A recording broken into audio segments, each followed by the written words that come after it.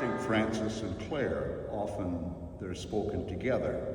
And what is that all about? You know, how does St. Clare become involved in St. Francis, and then involved in how Francis gets told to go build my church off of here? Well, St. Clare was a contemporary of St. Francis in Assisi. Now, she was quite a bit younger, and she heard Francis preach, and she was very, very taken by that preaching, and you know, felt called then when Francis began to open his group to brothers to join them, and she wanted to join them. Well, the thing is religious congregations or groupings, they were kind of like fraternal and sisterhood. They didn't mix genders. And so when Claire's family heard that she was going to be joining, they tried rescuing her, you know, from this throwaway life that she was thinking about doing. So she ended up actually leaving the house, you know, like in the middle of the night or something, to get out of the house.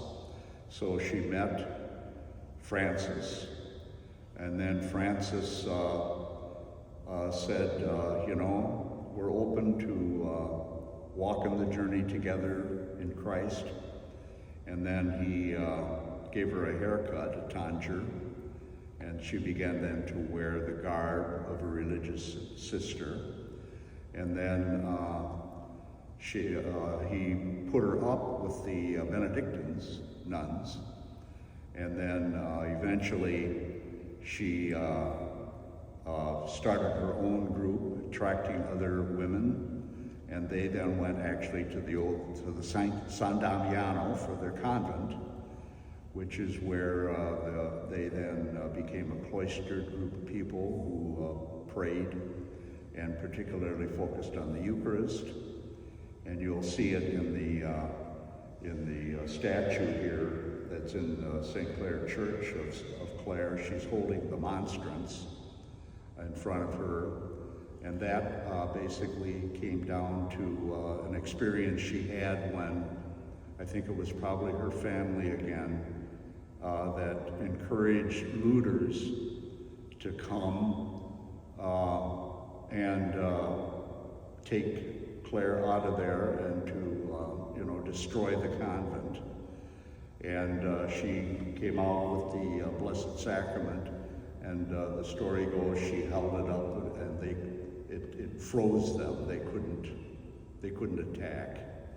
So she brought the power of the Eucharist to bear in that, and that's how that ends up being, again, through iconography. You know, this is the use of statuary, in this case, art, in order to teach these theological meaning and truth. So that's also here, and how, in fact, St. Clare then and St. Francis come together. It came out of a real relationship historically.